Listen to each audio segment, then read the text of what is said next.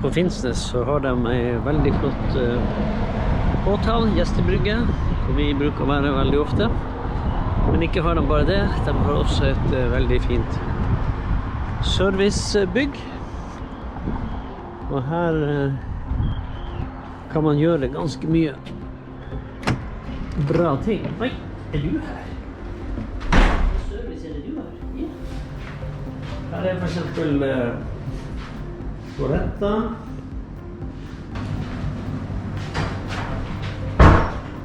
Og her, denne vasken. Nei, er du her? Hva du gjør? Jeg vasker klær. Ja, hvorfor vasker du klær? Nei, vi har vært en stund på tur, og plutselig vi har vært på land, og da blir det masse ekstra skjettende ting. Og her er både vaskemaskin og tørketrommel, og ikke minst dusj. Så de har virkelig masse bra for båtfolk. Men det er ikke bare å vaske klær og alt sånn når vi har vært på slipp. Vi må også rydde vekk masse greier som har ligget spredd utover båten mens vi har vært der. Og det er ganske mye arbeid.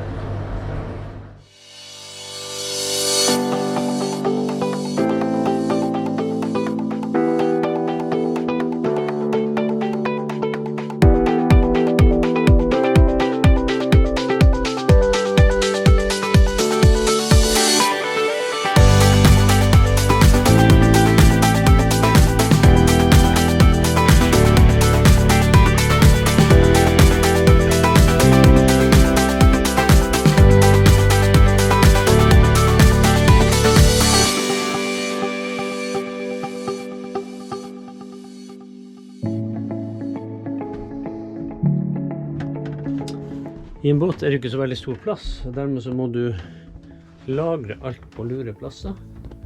Og Wenche holder på med et interessant prosjekt her. Hva er det du gjør, Wenche? Har du revet ut alt av madrasser her i forpiggen? Jeg skal prøve å få se om hva vi har av lagerplass her i de her to rommene her. Her har vi jo litt Her ligger jo noe fra før. seil. Og en diger kveld med tau. Her har du bakenpakket en VHF-radio. Ja. Og nå Så skal jeg bare se hva som er. Vi har jo puttet ting oppi her, bare sånn vilt og uhammet. Ja. Her var det mye artig. Og gud, masse tau her også. Masse tau der, og hva fanken er det slags tau? Reservetau. Tau er veldig godt å ha i en seilbåt. Det gjør ingenting, man har litt ekstra. Det her er sånn at når vi skal på langtur, så skal vi henge det under sofaen for å lagre juice og vannflasker og litt sånn. Spesialsydd for anledningen. Ja, på lange distanser kan det komme dit frem i storhavet. Skal jeg gå og se om jeg finner mer tau her inne, for det tror jeg det er.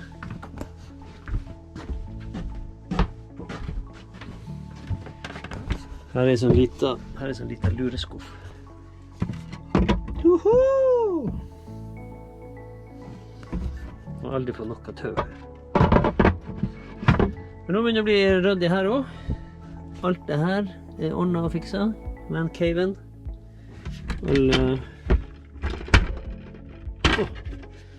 Skap. Her ligger alt av reservedeler. Det må man også ha. Her er nesten til en hel båt. Det er ikke inne i skapet her, men det er faktisk mer rundt omkring. Og verktøy, skruer. Ja, her skal det være for enhver anledning, et eller annet. Her har vi også litt fotoutstyr. Har beslaglagt ganske mye, men det her er jo sånt som er fint å ha når vi skal på nattevakt. Så den ene kan sove her nede, mens den andre står der oppe og styrer båten. Vi skal heller ta en ordentlig runde i båten litt senere, når ting begynner å bli på stell. Ja, se her. Det her er jo bare sånne pakksekker. Dyne. Dyne, ja. Bakenpakka dyne. Sommerdyne. Ja.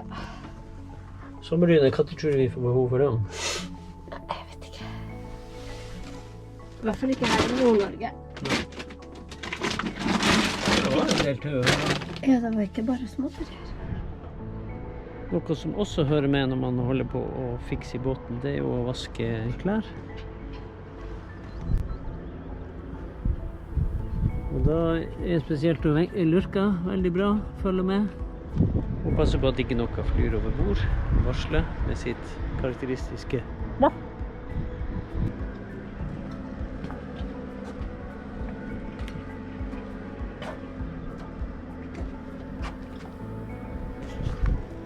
Hvis du lurer på hva det der var, så er det faktisk Wenche som har laget noen sånne lange ting som skal henge ned fra båten. Vi løfter båten opp og ned, sånn at de her slingene som er i det her løfteprogrammet ikke klasker merker på hele båten. Ikke sant, Lurka?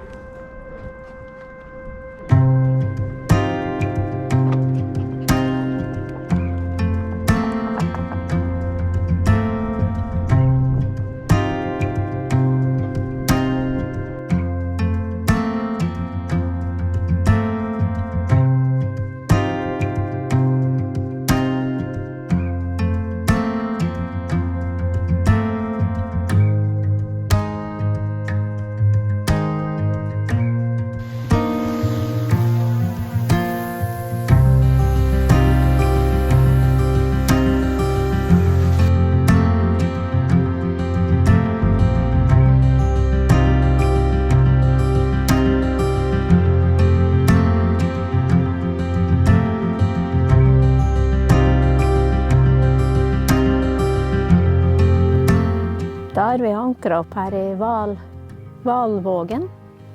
Det er på Senja. Frydelig der ute. Og det er en flott ankringsplass på de fleste vindene. Og vi snakket med en kar oppe i bakken her, han sa at det var hus her og alt sånt på grunn av at det her var en god havn. Det eneste avbredet er at det fryser helt innerst. Helt innerst der fryser det litt om vinteren.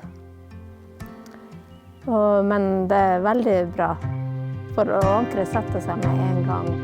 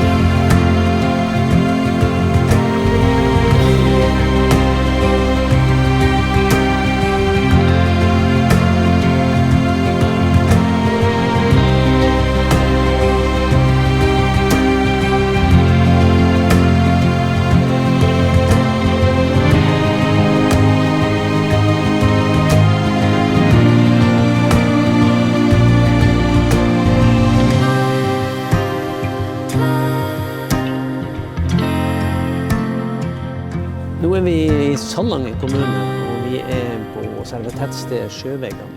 Her bor det rundt nesten 800 personer, og i hele Salangen kommune så bor det over 2000. Det er egentlig et veldig lite sted, men det skjer vanvittig mye bra her. De bygger, vi ser bak oss her så er det en svær sånn gapahuk laget av betong. Og vi ligger på en helt ny brygge. Gjestebrygge som er over 70 meter lang. Og det verste er at ikke verst, men det beste er at det faktisk er gratis å ligge her i 4 døgn. Det eneste du må betale det er strøm, som koster 50 kroner døgnet. Så det her er en vanvittig bra ting for båtfolk. Og de bygger som sagt opp et fantastisk flott område her med torg og Det er uterestauranter her, og det er veldig bra til å være en kommune hvor det bare bor 2000 mennesker, og i dette tettstedet bare, som sagt, 800 cirka. Men grunnen til at vi er her, det er jo fordi at jeg har mine besteforeldre som bodde her på andre siden i dalen, så her har jeg mitt opphav faktisk. Det er artig å se på det før vi seiler vekk herifra, så vi måtte innom her selv om det er en liten omvei. Men det var en veldig positiv omvei da. Vi har virkelig vært imponert over det her stedet. Det anbefales.